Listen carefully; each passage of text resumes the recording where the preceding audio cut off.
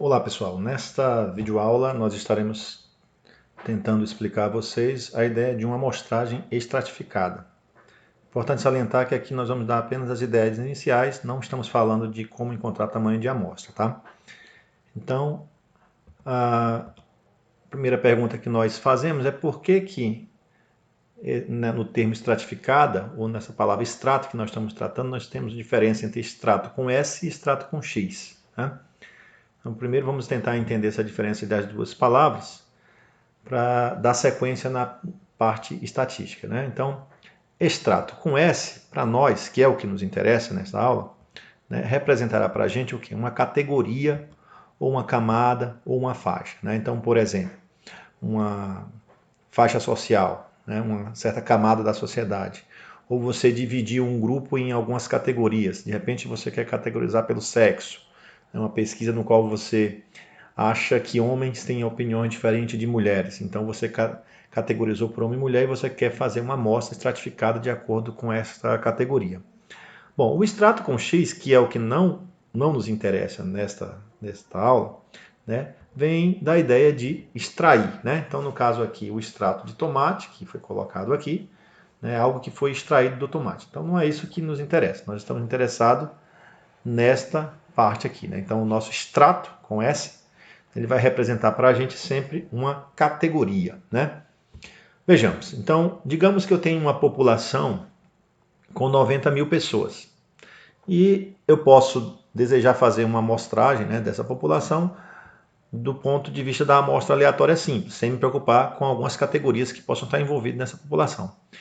Entretanto, pode ser que por algum motivo teórico eu acredite que jovens de meia idade e os idosos, eles têm pensamentos diferentes, ou seja, eles reagem de modo diferente com a minha pesquisa, de acordo com a faixa etária deles. Então eu dividi a minha população em três categorias. E eu observei que a minha primeira categoria, que são jovens, né, corresponde a 30 mil elementos da minha população. Enquanto que a segunda categoria, adultos, tem 50 mil elementos. Esses adultos seriam os adultos não jovens, né, e não idosos. E os idosos, nós teríamos aqui 10 mil pessoas. Então, por algum motivo, eu acredito que essas três categorias, né, elas reagem de modo diferente àquilo que eu estou pesquisando. Então, se eu estou fazendo uma pesquisa de opinião, pode ser que jovens e adultos e idosos, né, eu já saiba de antemão que elas têm uma reação diferente à minha pergunta. Se é um exame de sangue, eu já posso ter de antemão que pessoas que estão nessas categorias reagem de modo diferente. Então eu desejo fazer uma amostragem estratificada, né, para que todas essas categorias sejam bem representativas da população. Ou seja, uma categoria não seja mais beneficiada do que outra na minha amostragem.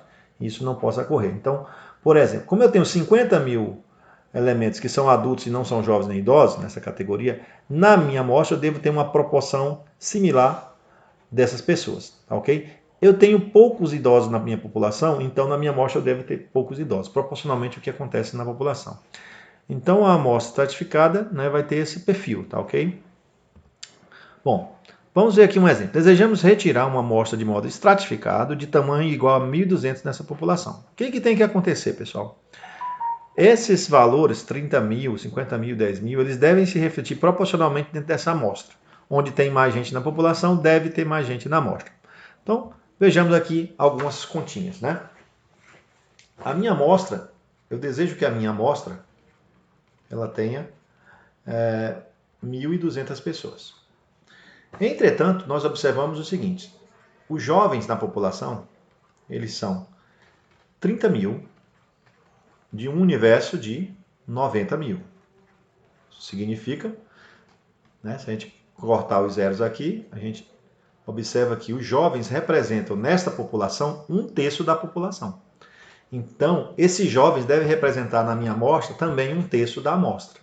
Tá? Se você preferir, você pode ver 1/3 em porcentagem, né, que dá 33,33%. Bom, a mesma coisa para os adultos. Então, os adultos, nós observamos que eram 50 mil adultos no universo de 90 mil pessoas. Então, isso deve se refletir também dentro da amostra.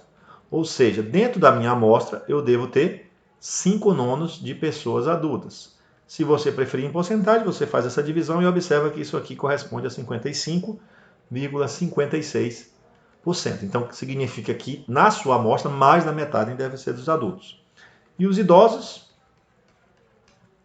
claro que os idosos também são adultos, mas os adultos aqui são os adultos não idosos, né?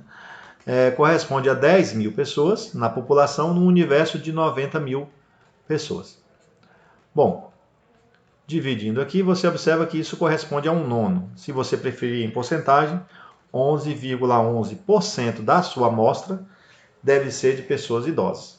Bom, então você vai lá agora no 1.200 e calcula 1/3 de 1.200. 1/3 de 1.200 é 400, ou 33,33%, que vai dar 400. Então a sua amostra deve ser composta por 400 jovens, né? Aqui agora dentro da sua amostra. Bom, os adultos representam 55,56%. Calculando isso de 1.200, você vai obter algo em torno de 666,67. Você pode fazer essa continha. E você arredonda então para cima aqui 667 de adultos, né? Adultos. A mesma coisa você faz para os jovens, para os idosos. Você calcula 11% de 1.200 e chega num percentual aproximadamente aqui de 133,33. Sempre tem que fazer algum arredondamento. Importante você arredondar de modo que no final a amostra tenha 1.200 pessoas, tá? Então vamos arredondar aqui para baixo de idosos, né? E se você somar 667 com 133 mais 400, você vai ter o total da amostra, que é de 1.200 pessoas.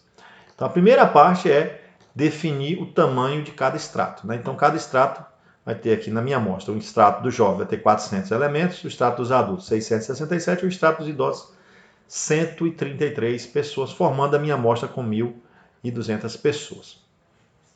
Bom, é importante salientar que a minha amostra ela reflete os estratos na população em termos proporcionais, né? Então, o que está acontecendo aqui na amostra, em termos proporcionais, é exatamente o que aconteceu na população.